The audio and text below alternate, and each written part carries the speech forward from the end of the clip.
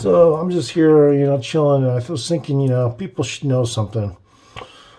You, just by thinking that you want to get involved with the whole UFO thing, it's not so much you got to worry about men in black or, agents of those UFOs, but you actually have to worry about your involvement trying to get involved with the UFO because the occupants and whatnot.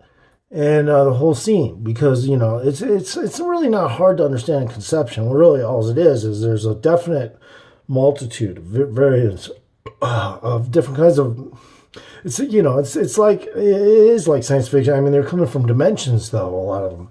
So I mean, there's this constant, but some of it is just by nature. It's not evil by proxy, but it's kind of like evil in the sense like a gamma ray or a pulsar, kind of a nature danger type thing.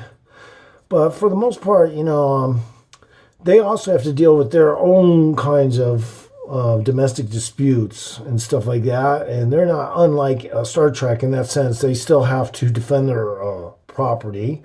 They can't just let people take it. And they got the technology to do it, too, on top of it. So there's not really too many takers on that one because they're very hard to tackle. But there are others who come through dimensions. They transmutate, they do the same technology, but they have a whole new set of skills and technological skills, and there's no telling what will come out of those dimensions from time to time. There's multitudes of mistakes. Those things come out of the dimension, and they may know how to transmutate, but then they may have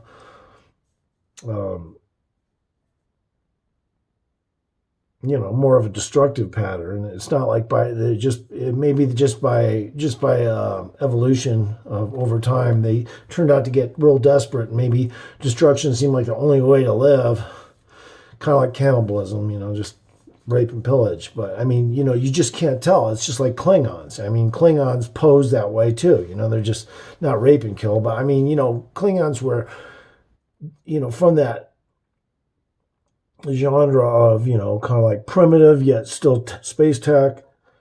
And I'm just talking some stuff here because to me honestly, I really do believe that we've been pre-educated by a lot of filmography and stuff like that, science fiction, even B movies seem just garbage science fiction movies also had influence. And sometimes you wonder how direct and who was the director and what was the director involved? Was the director being influenced with AI even before our time, to make that movie? Because all of a sudden now we're seeing certain things that kind of resemble this or certain things that resemble that.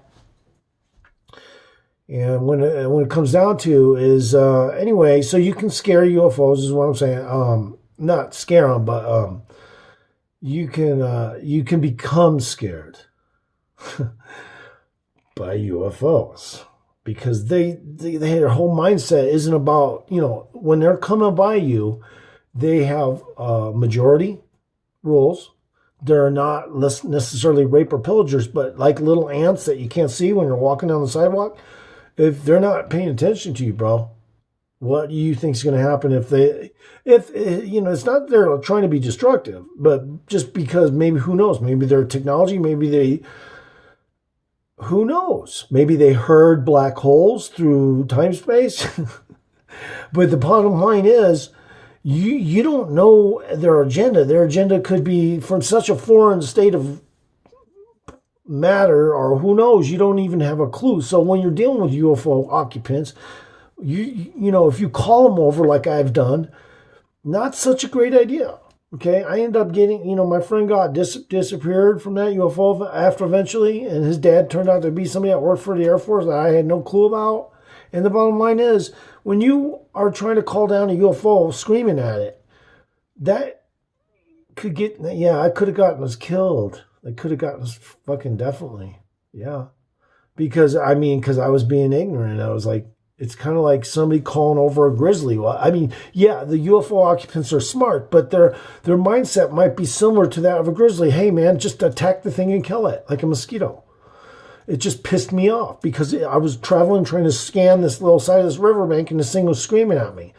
And so they do get pissed. I'm just telling you, I have firsthand experience in that, and when we saw the first UFO, this me and this person that disappeared, and his dad was in the Air Force. I found out just last year that he did work for nanotechnology, wind dynamics, liquid dynamics, and stuff like that. And I had no clue. So his dad, he may have got information from his dad about to go. So we got to this location and saw those 2 UFOs. And then he got threatened by some people. I'm not going to sit here and get into detail, but I had a nervous breakdown. I ended up moving to another town. And I'm just going to tell you right now, you can actually be doing yourself a disadvantage if you're calling over a UFO, because their whole mindset is you may just be something that wants to zap so it can get a carbon reading on you.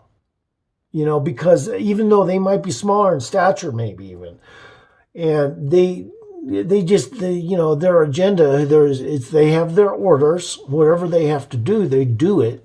If they have to be, easy and let you look back like a fish, they will. But normally, you can't predict what their actions will be, because they're not just one park service watching humanity. There's several beings coming by here, and they all barely get access in here, even if they're even interested in looking at Earth, which they probably aren't in many cases.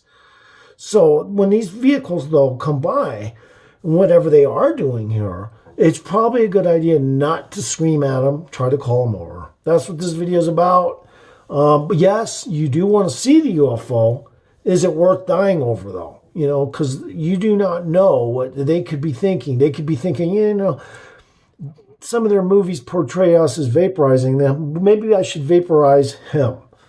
You know what I mean? I mean, they could do stuff. So, and by the way, before I leave this video, I want to tell you something. I've actually had at least what I thought was an experience like somebody kind of tapping on me when I was sleeping with a very strong microwave heat source. And it heated up my blood vessels and everything, and my brain, everything liquid in my body heated up. And I woke up, and then it cooled it back down immediately, because I was gasping for air, and it cooled it back down. Then I started breathing in. But whatever that was, I got stood up, and I kind of panicked a little. But then I looked up and I said, "Man, don't do that again." And I know exactly who the fuck you are. Please don't fucking do that again. Please, please, I beg of you not to do that fucking again. Thank you. And I couldn't believe it. That's all I could say. Because somebody in power over me at all times. Always remember that, folks. These extraterrestrials aren't just extraterrestrials. There's always somebody overpower them, too.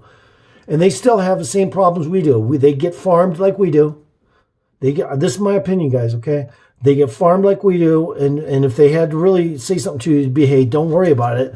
Don't feel bad, human. Because guess what? We get farmed, too. Okay? So don't feel bad. But in reality, their intellectual level isn't at that strata. So already they're probably not going to even have to respond to you.